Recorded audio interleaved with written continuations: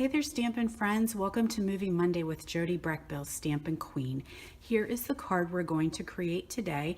This is embossed with our Country Floral embossing folder, and you'll see that I use some Stampin' Blends to actually color some of the raised images. So I just wanted to share this real quick with you because it shows it's a great way to get a little bit more out of your embossing folder.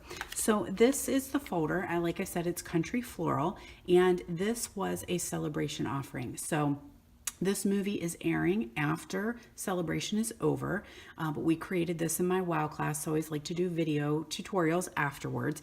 But the wonderful thing is that this folder is going to carry over. So we are actually keeping it and will be in our next catalog. So yay, if you already got it, keep on using it. And if you haven't gotten it yet, you still have another chance. And it's one of those 3D folders, so it really makes everything look very realistic. The other stamps that we're using, kind of the same deal, is part of my story, which was celebration as well.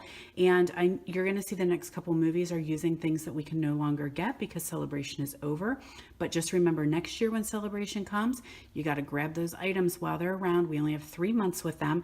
But if you guys already have it, here is a great idea for using that stamp set. So what I did was take a piece of Petal Pink and I went ahead and die cut that out with our stitched shape oval, and I'm just going to stamp in basic black. I am still using our basic black archival. It is no longer available, but I absolutely loved it, so I'm going to keep on using it. All right, that's the only stamping that we're going to do, which is awesome. So you'll see now I took a piece of Whisper White. This is what the embossing folder looks like when it's just run through regular. So I just will take my blends and I'm just going to carefully color.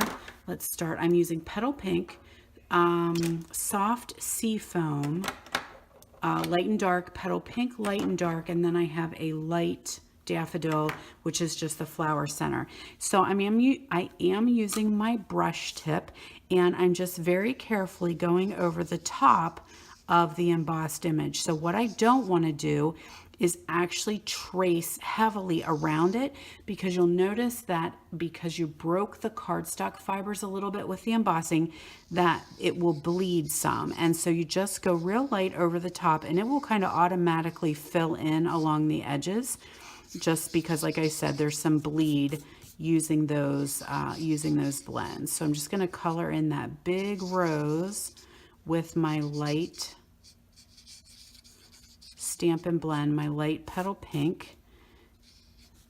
And let's do a sea foam here. I'm going to do I'll do these little leaves down here. And like I said, you just kind of stay on the top and it will kind of follow along the embossed image. A little bit of bleeding's fine, but if you really are heavy-handed and you trace around that, you'll notice that it just kind of starts to get a little bit of a blur. Let's see what else we have. Here's some dark Petal Pink. So we'll do this flower down here. And I'm not going to do this whole thing because I'll show you what it looks like when it's finished. And then finally we'll do a little yellow flower center. Now something else that's cool you could do is also run this through with the watercolor paper and use an aqua painter and your ink pads if you don't have the blend. So there's a lot of ways to work with that. So this is how it comes out when you're all done. I did leave these flowers white, but you could definitely color them in with no problem. It's totally your call. So I'm going to put some adhesive on the back here, and I'm going to use a couple strands of our baker's twine. This is Petal Pink and silver baker's twine, so it just paired perfectly with the color scheme here. Nice and fresh and light, kind of springy, which we're all hoping for around here. And then I always like to put some adhesive on those pieces just to keep them from popping off while I'm working. I like to use a lot of snail as well when I have an embossed piece because they sometimes need a little extra adhesive. So I've got some Petal Pink here as my card base, and I'm just going to attach this onto the front. sure that's good and stuck. I don't have any dimensionals here, but I would do a dimensional right there. And then finally take a piece and slide that underneath there and tie myself a little bow or a knot. It might be a knot because this piece is kind of short, but I'll see what I can do here. My fingers want to work for me this morning.